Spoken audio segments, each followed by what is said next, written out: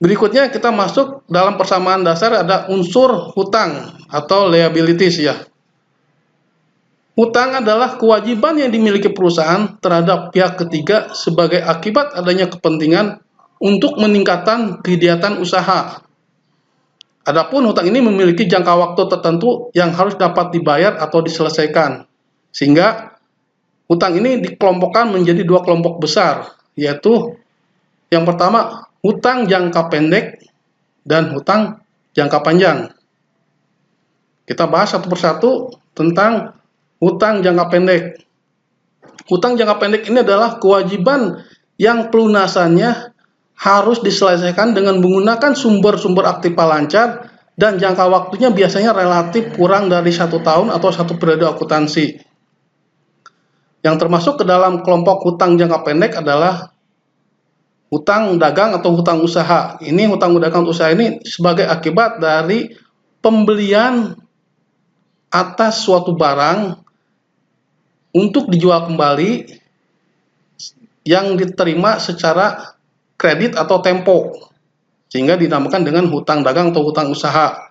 Berikutnya ada hutang dividen, uang muka pendapatan, hutang gaji, dan pendapatan yang diterima di muka, itu termasuk ke dalam hutang jangka pendek.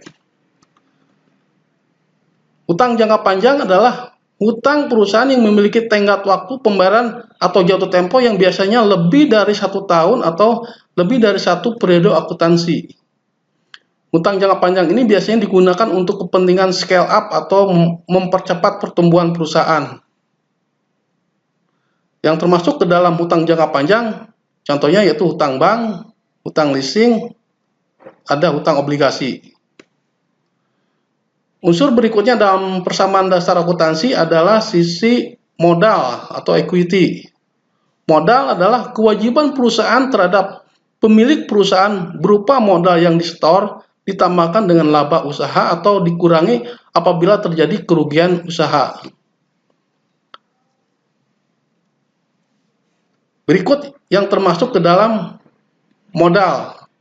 Ada modal setoran modal awal, ada modal saham, ada laba rugi periode berjalan, ada laba rugi ditahan, ada dividen, ada prepe, ada agio saham, dan ada disagio saham.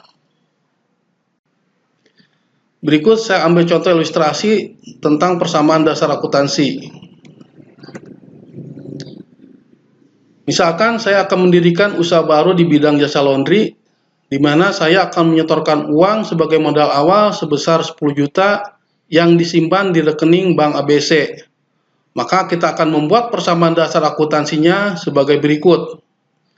Untuk sisi aktiva, adanya sisi harta, dan sisi pasiva adanya sisi modal yang akan disetorkan.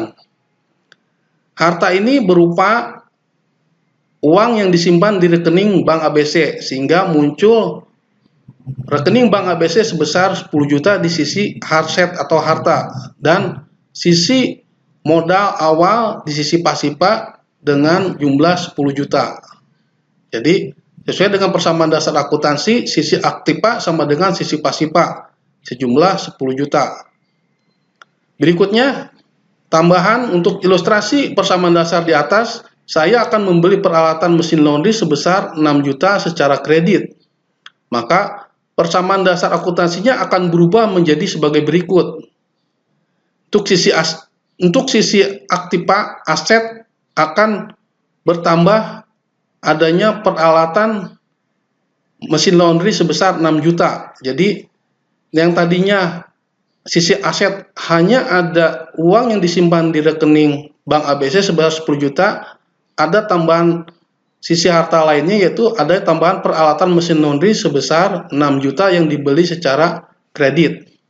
Dan untuk sisi pasiva ada tambahan unsur hutang karena adanya pembelian peralatan laundry secara kredit sebesar 6 juta, sehingga dicatatlah di sisi pasiva hutang peralatan sebesar 6 juta, dan di sisi pasiva pun modal yang disetor awal itu sebesar 10 juta.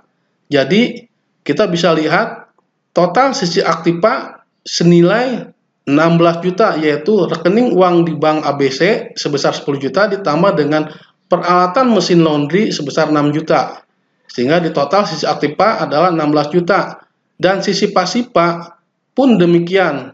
Adanya hutang peralatan dicatat di posisi hutang sebesar 6 juta dan modal awal dicatat 10 juta, sehingga total sisi pasif Pak pun sama sebesar 16 juta.